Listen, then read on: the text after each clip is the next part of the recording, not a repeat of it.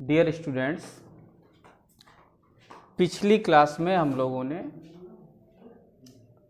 Direct से indirect बनाना सीख रहे थे, जिसमें कि हमने आपको प्रोनाउन परिवर्तन समझाए थे।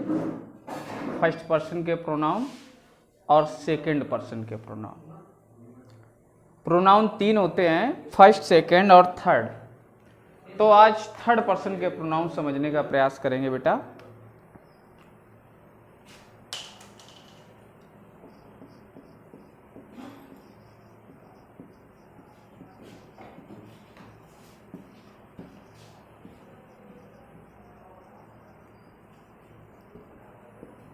जो थर्ड पर्सन के प्रोनाउन होते हैं, ध्यान दें वो कौन से होते हैं।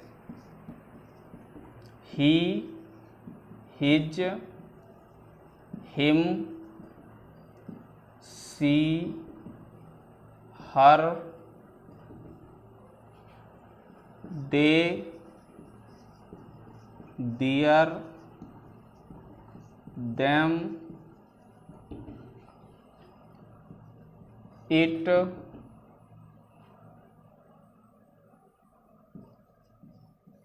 या किसी का नाम।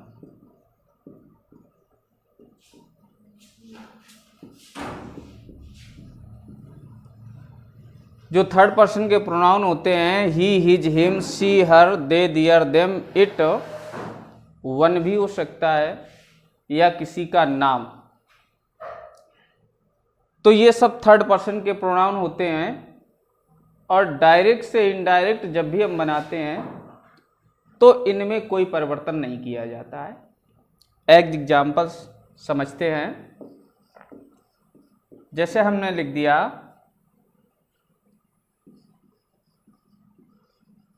मोहित सैड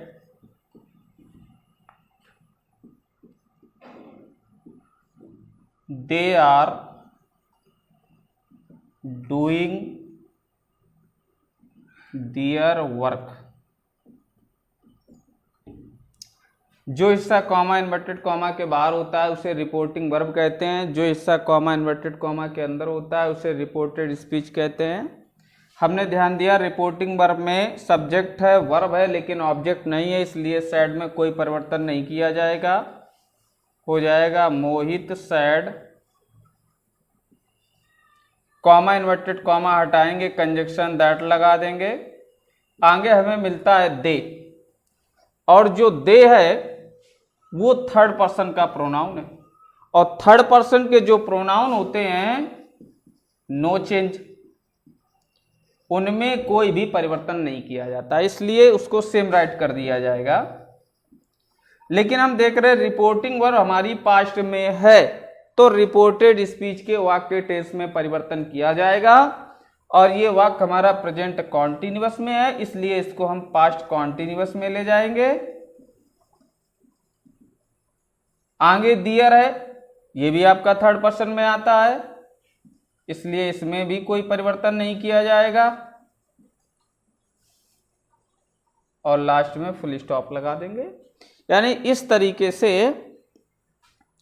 जो वर्ड हैं हमारे, जो थर्ड पर्सन के प्रोनाउन होते हैं, जब भी हम इनडायरेक्ट करेंगे तो उसमें कोई परिवर्तन नहीं किया जाता है। आगे ध्यान देते हैं बेटा।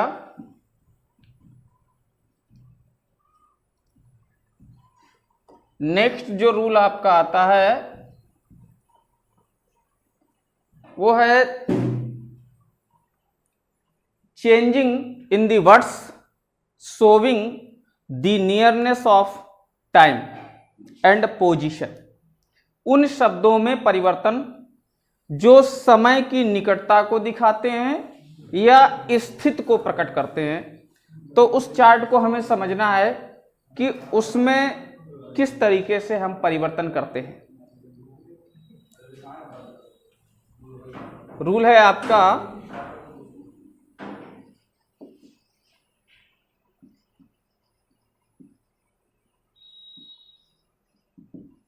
changing of the words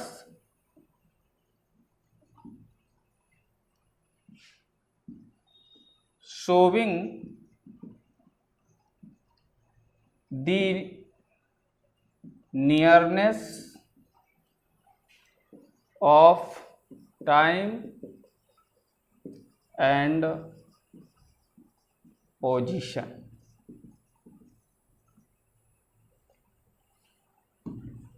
किस तरीके से हम परिवर्तन करेंगे उन शब्दों में जो समय की निकटता को या फिर स्थिति को प्रकट करते हैं, तो उसके लिए हमें एक चार्ट का अभ्यास करना होगा।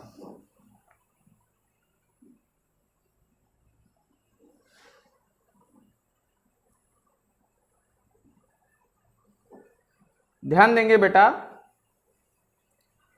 अगर वर्ड हमें मिल जाता है एगो, तो इसको हम बिफोर में चेंज कर देंगे।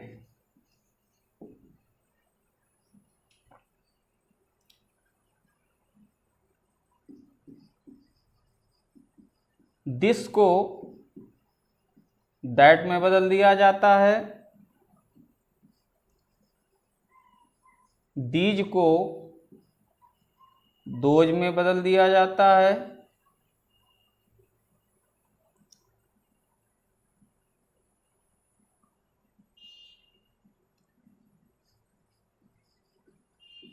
टुडे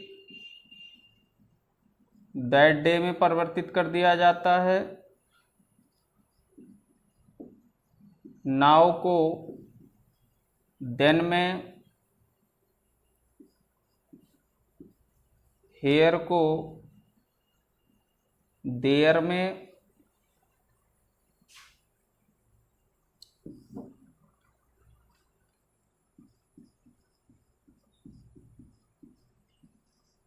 स्टरडे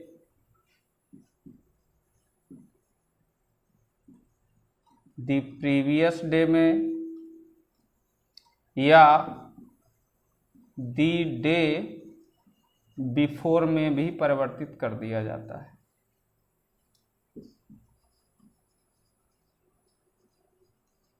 टुमारो को द नेक्स्ट डे या फिर द फॉलोइंग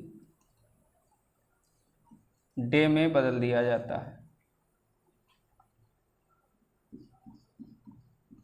नेक्स्ट को द फॉलोइंग में परिवर्तित कर देते हैं।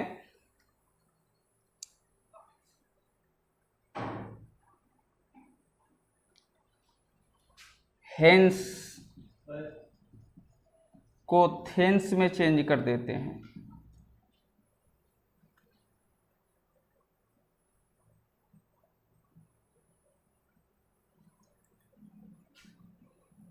और सब लोग अपनी उसमें देखना बेटा, न्यू स्टाइल में प्रोनाउन परिवर्तन के बाद द वर्ड शोविंग नियरनेस, आपको एक चार्ट मिलेगा, उसमें और भी वर्ड हैं जिनका अभ्यास कर लेंगे, समझ लेंगे। इस तरीके से हमें शब्दों में परिवर्तन करना पड़ता है। तो बाय एग्जांपल समझ लेते हैं किस तरीके से हम परिवर्तन करेंगे। एज, जैसे हमने लिख दिया the farmer said I can do it now। तो ध्यान देंगे बेटा, ऑब्जेक्ट है नहीं, साइड में कोई परिवर्तन नहीं करेंगे, हो जाएगा द फार्मर सैड, कंजक्शन दे देंगे that, I first person pronoun, farmer के अकॉर्डिंग चेंज कर देंगे, ही हो जाएगा, टेंस बदल देंगे, कुड हो जाएगा डू इट, और नाउ को देन में चेंज कर दिया जाएगा। इसी तरीके से और देखते हैं, हमने लिख दिया my mother sad I will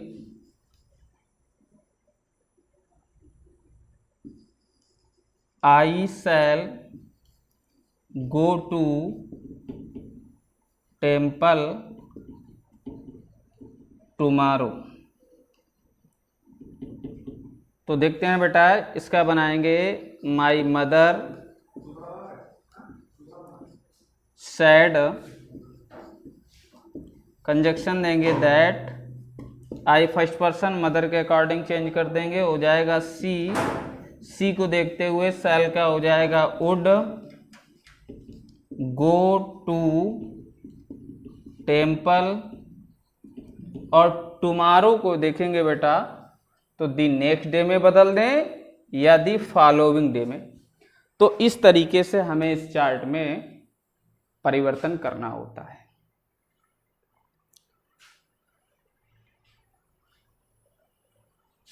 इसके बाद ध्यान देते हैं बेटा इंट्रोगेटिव सेंटेंस पर।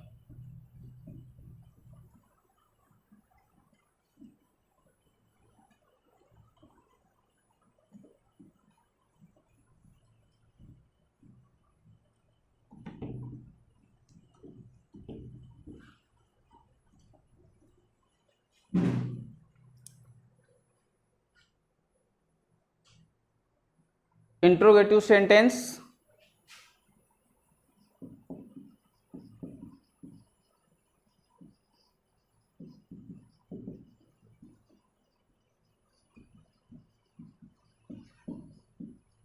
प्रश्नवाचक वाक्य, ऐसे वाक्य जिनसे प्रश्न पूछने का कार्य किया जाए। तो हमें समझना है कि इंट्रोगेटिव सेंटेंस का इनडायरेक्ट हम कैसे बनाएंगे, जिसमें रूल नंबर फर्स्ट देखते हैं, कंडीशन है उसको समझते हैं और लिखने की कोशिश करेंगे आप लोग। यदि रिपोर्टेड स्पीच का वाक्य,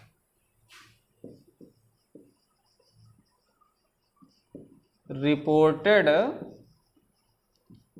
स्पीच का वाक्य हेल्पिंग वर्ब, हेल्पिंग वर्ब जैसे कि हेल्पिंग वर्ब हो या मॉडल वर्ब, सहायक क्रियाएं हो या फिर आधुनिक क्रियाएं। सहायक क्रियाओं में ले लें तो is am are, has have, was were, will shall, ये हो जाएंगी। मॉडल वर्ब देखेंगे तो can, may, could, might, should, must, are to वगैरह मॉडल वर्ब। तो यदि रिपोर्टेड स्पीच का वाक्य हेल्पिंग वर्ब या मॉडल वर्ब से प्रारंभ हो, यानी वाक्य की शुरुआत हो, तो जब भी हम इनडायरेक्ट बनाएंगे तो जो हमारी रिपोर्टिंग वर्ब होगी, सूचना देने वाली क्रिया, उस रिपोर्टिंग वर्ब को हम आस्क्ड या फिर इंक्वायर्ड में चेंज कर देंगे। उसको आस्क्ड या इंक्वायर्ड में चेंज कर दिया जाएगा, और जो हमारा कंजक्शन होगा, कंजक्शन हम इफ या फिर वेदर, इफ या वेदर का प्रयोग करेंगे। बाय एग्जाम्पल इसको भी समझते हैं बेटा। जैसे हमने लिख दिया the teacher said to the student,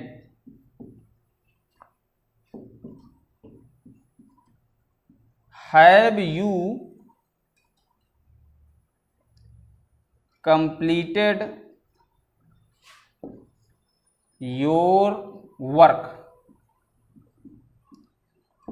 ध्यान देंगे बेटा, जो हमारी रिपोर्टेड स्पीच है, वाक्य का वह हिस्सा जो कॉमा इन्वर्टेड कॉमा के अंदर है, वो हमारा हैव जो सहायक क्रिया होती है उससे प्रारंभ है, और वाक्य के अंत में क्वेश्चन मार्क भी लगा हुआ है, यानी संकेत है कि ये वाक्य हमारा इंट्रोगेटिव है, इसमें कोई प्रश्न पूछा जा रहा है। तो आपको बताया गया है यदि रिपोर्टेड स्पीच का वाक्य हेल्पिंग वर्ब या मॉडल वर्ब से प्रारंभ हो तो जो रिपोर्टिंग वर्ब है ये सेड टू, इसको हम आस्क्ड या इंक्वायर्ड में चेंज कर देंगे। तो क्या बनाएंगे, इनडायरेक्ट हो जाएगा the teacher asked the student. इसके बाद अब हमें एक कंजक्शन चाहिए कॉमा इन्वर्टेड कॉमा हटाने के लिए, तो कंजक्शन आपके दो दिए गए हैं, इफ या फिर वेदर। तो अब ये हम समझ लें कि वेदर का प्रयोग कहां होना है, इफ का कहां होना है। अन्य सभी वाक्यों में हम इफ का ही प्रयोग करेंगे, लेकिन यदि रिपोर्टेड स्पीच के सेंटेंस में ऑप्शन दे दिए जाएं, यानी दो में से किसी एक चीज को चुनने के लिए कह दिया जाए, तो वहां फिर इफ ना लगा करके हमें वेदर कंजक्शन का प्रयोग करना चाहिए। तो यहां पे कोई ऑप्शन है नहीं हमारे पास, इसलिए हमारा कंजक्शन इफ हो जाएगा। इसके बाद और हमें इस वाक्य को रिपोर्टेड स्पीच के वाक्य को साधारण कर लेना है, यानी फिर क्वेश्चन नहीं रहेगा। तो साधारण करने के लिए सबसे पहले हमें कर्ता लिखना है, तो कर्ता हमारा है यू, और यू एक है प्रोनाउन, ये है सेकेंड पर्सन का प्रोनाउन, और सेकेंड पर्सन के प्रोनाउन रिपोर्टिंग वर्ब के ऑब्जेक्ट के अकॉर्डिंग चेंज किए जाते हैं। तो ऑब्जेक्ट हमारा स्टूडेंट है, स्टूडेंट्स के हिसाब से यू को हम ही में परिवर्तित कर देंगे। इसके बाद रिपोर्टिंग वर्ब हमारी पास्ट में है, तो आगे टेंस भी परिवर्तित किया जाएगा। तो इस समय वाक्य हमारा है प्रेजेंट परफेक्ट टेंस में, प्रेजेंट के चारों टेंस बाई सीरियल पास्ट में चले जाते हैं, यानी प्रेजेंट परफेक्ट को हम पास्ट परफेक्ट में परिवर्तित कर देंगे। सहायक क्रिया हमारी हो जाएगी हैड, और क्रिया का थर्ड फॉर्म यहां भी है और इसमें भी लिखना है completed.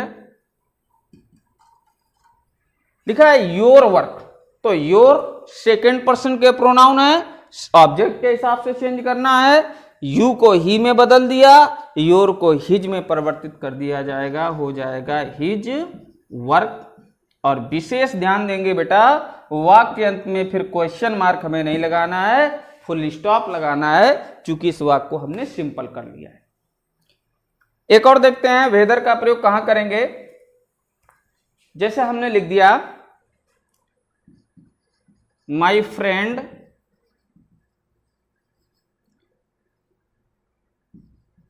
said to me, will you take tea or coffee? तो यहां पर ध्यान देंगे बेटा, हमारे सामने एक विकल्प है, हमारे मित्र ने मुझसे पूछा कि आप टी लेंगे या फिर कॉफी, दो में से हमें एक विकल्प चुनना है। जब ऐसी कंडीशन आ जाएगी तो फिर हमें कंजक्शन वेदर लगाना होगा, तब हमारा इनडायरेक्ट क्या बनेगा, my friend asked me, conjunction हो जाएगा वेदर, सिंपल बना लेंगे, यू को मी के अकॉर्डिंग चेंज कर देंगे, हो जाएगा आई इधर। वैसे तो आई को देखते हुए शैल यूज होगा, शैल को देखते हुए शुड में परिवर्तित हो जाएगा, लेकिन जो वुड होता है वो एक कॉमन होता है, इसको हम आई वी के साथ भी यूज कर सकते हैं और अन्य के साथ भी यूज कर सकते हैं। जो शुड होता है वहां से हमें सलाह का भाव मिलता है, तो अगर हम लिख दें कि आई शुड टेक टी और कॉफी, तो इसका अर्थ निकलेगा कि मुझे चाय या कॉफी लेनी चाहिए। तो शुड की अपेक्षा वुड का प्रयोग ज्यादा बेटर होगा बेटा, इसलिए हम इसको वुड में ही परिवर्तित करेंगे, हो जाएगा आई वुड टेक टी और कॉफी, बाद में फुल स्टॉप लगाएंगे।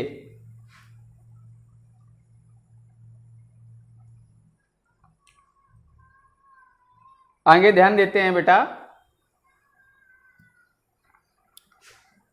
सेकेंड रूल देखते हैं इंट्रोगेटिव सेंटेंस का ही।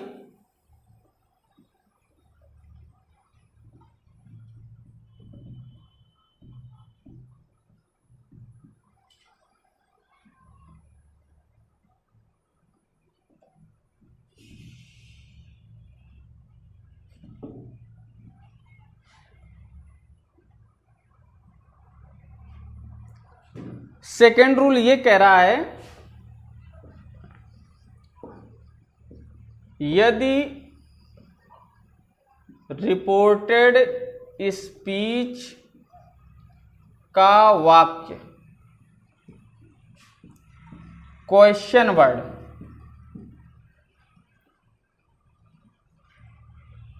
जैसे कि व्हाट, व्हाई, हाउ, etc इत्यादि से प्रारंभ हो तो सैड या सैड टू को आस्क्ड या इंक्वायर्ड में बदल देते हैं। इतनी बात अच्छे से समझ लें, यदि रिपोर्टेड स्पीच का वाक्य क्वेश्चन वर्ड से प्रारंभ होगा तो जो रिपोर्टिंग वर्ब होगी, रिपोर्टिंग स्पीच में जो वर्ब होगी सैड या सैड टू, उसको हम आस्क्ड या इंक्वायर्ड में चेंज कर देंगे। अब बात करते हैं कंजक्शन की। तो ऐसे वाक्यों में जो कंजक्शन होता है वो हमारा क्वेश्चन वर्ड ही रहता है और रिपोर्टेड स्पीच के वाक्य को हम सिंपल कर लेते हैं, साधारण बना लेते हैं। तो ध्यान दें कैसे करेंगे बेटा।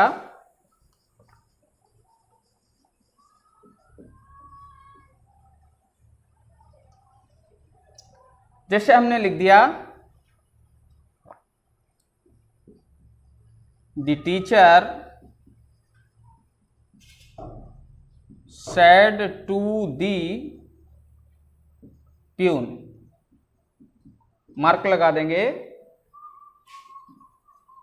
why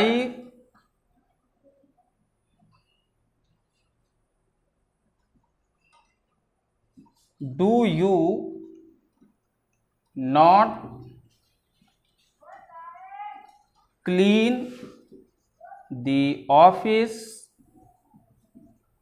daily?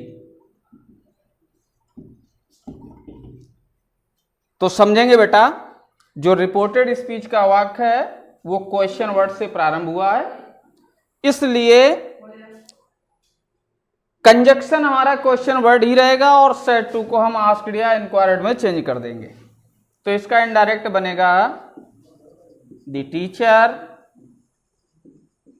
Asked the peon, conjunction question word ही होगा हमारा, व्हाई, लेकिन इधर हम सिंपल कर लेंगे, सब्जेक्ट देख रहे हैं यू है, सेकंड पर्सन है, ऑब्जेक्ट प्यून के अकॉर्डिंग चेंज कर देंगे, ही हो जाएगा, टेंस बदल देंगे, ये समय प्रेजेंट इंडेफिनिट में है, रिपोर्टिंग वर्ब पास्ट में है, इसलिए इसको हम ले जाएंगे पास्ट इंडेफिनिट में। तो हो जाएगा did not clean the office daily. बेटा आप समझेंगे और एक्सरसाइज भी करेंगे।